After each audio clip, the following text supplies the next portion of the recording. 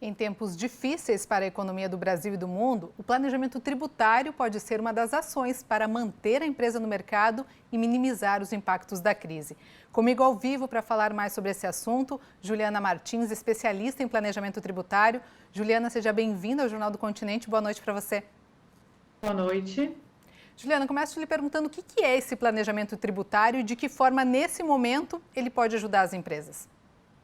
Então, normalmente, ao final de cada ano calendário, as empresas fazem a sua projeção para o ano futuro e decidem, né, se querem tributar o imposto de renda, a contribuição social, o PIS, o COFINS, na forma do lucro real ou na forma do lucro presumido. Resumidamente, seria isso. E essa manifestação dessa opção, ela é feita com o recolhimento do imposto de renda e da contribuição social, que, no caso de quem é lucro presumido, é feito até o final de abril. Então, a gente ainda está em tempo de reformular, ou seja, de refazer essa conta e escolher, se for o caso, o lucro real como forma de tributação. E só para contextualizar, normalmente essa escolha pelo lucro presumido ela é feita porque a empresa tem uma boa margem de lucro e o presumido é calculado baseado numa presunção, né? E normalmente o lucro presumido ele é mais vantajoso.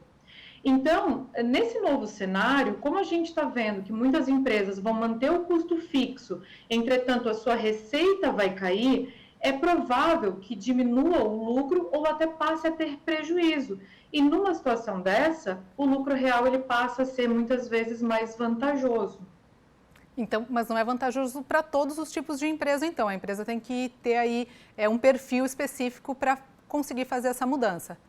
Sem dúvida, a gente tem que fazer essa matemática, né? Porque a gente leva em consideração não só imposto de renda e contribuição social, que no caso da empresa apresentar prejuízo, não vai ter imposto de renda e contribuição social, mas a gente também tem que levar em consideração o cálculo do PIS e da COFINS para ver se no todo ainda assim vale a pena.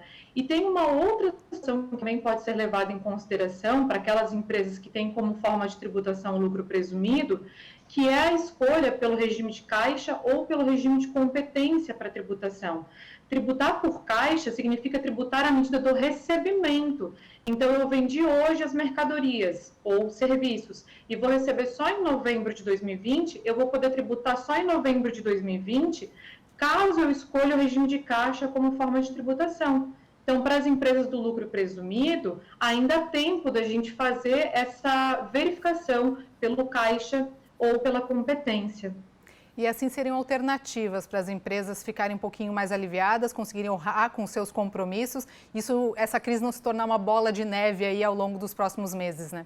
Sem sombra de dúvida. A gente fala muito em alternativas que o governo possa criar para minimizar esses danos, né, para minimizar esse impacto, mas essa alternativa que eu estou falando nem é uma alternativa nova, é uma alternativa que cabe, tendo em vista que a gente ainda está no início do ano e a gente ainda consegue refazer essa matemática, refazer esse cálculo e, se for o caso, escolher uma outra forma de tributação. Então, se a empresa ainda não recolheu o imposto de renda e nem a contribuição social, é possível refazer esse cálculo e, se for o caso, escolher uma outra forma de tributação que seja mais vantajosa.